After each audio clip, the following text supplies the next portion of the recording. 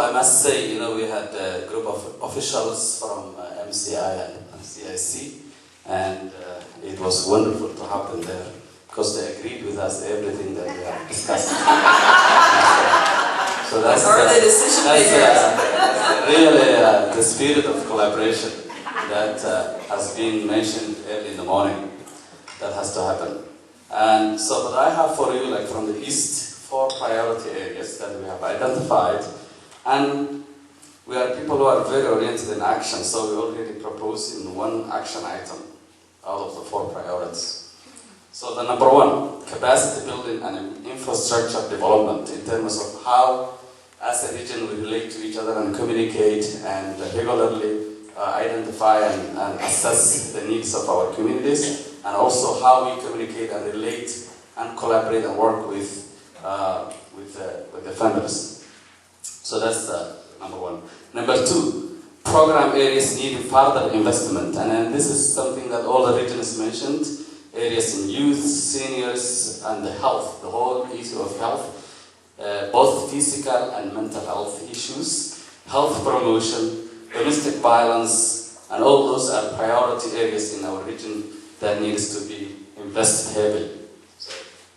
So the second, the other big item in the East is the Francophone issues. So one thing that has to happen is the need to enhance the visibility of racialized Francophones within institutions and leadership where white Francophone communities abroad are being given preference over racialized Francophone communities. OCASI needs to have more effective representation and voice on the Provincial Committee on Francophone issues, fostering Francophone immigration to Ontario.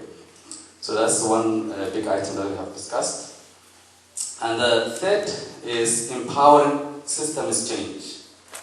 And so because the settlement and integration is a two-way process, as we are trying to help immigrants change, to adapt, the systems has to also adapt. For example, start investing in community engagement workers and community development work as a key to our goals and support our work with mainstream organizations who are starting to recognize their need to relate newcomers better. For example, the police, schools, planning, and we need help and infrastructure with this from our funders. For example, resource our organizations to work more effectively with their own emerging version of prayer. So that's the number 4, right? And this is our first action item. We need to invest in building a truly shared understanding of partnership. And this is within us as well as with the funders. And so in the Eastern region, we call 2 meetings. We're going to call 2 meetings. One within our OCASI regional representatives, where we will discuss and have like a common items that we need to, common priorities that we want to address. And then subsequently to have, to invite MCI officials as well as CIC to a retreat that we'll have all of us together. And then we will share with what our findings is, and also we'll want to hear from them what they see. And then together we will work. From there we're going to start that spirit of partnership, collaboration, and based on those principles that were outlined this morning. Thank you. Thank you. Any questions from the East? I was going to embarrass Diana by pointing out she's just walking in really late, but...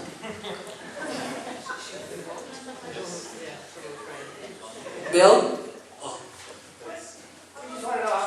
He said I look cute. That's good. Thank you. Oh. OCASI communications staff are very effective. Magician. Where is he? Like Christopher Wolf. That was our magic person in the room. So like getting all the information. And actually making it nice too. Walt is our corporate secretary. He knows all of the resources that exist at OCASI. Yes, Chris.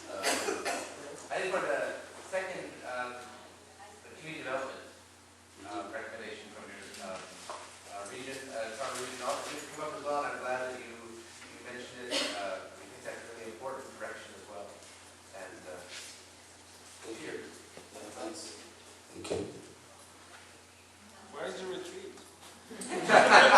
No, the retreat will be like, that will be decided probably by you guys. And, but definitely, I wouldn't want to be on Ottawa, believe me.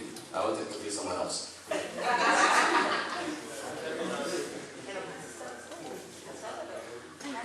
I heard it was all inclusive. So what's happening is like the Wally, repeat the question. The question was to elaborate on the whole issue of racialized francophones. Yeah, racialized francophone. So what's happening is like the government is recruiting immigrants, like francophone immigrants. There's a need to bring like francophone community into Canada.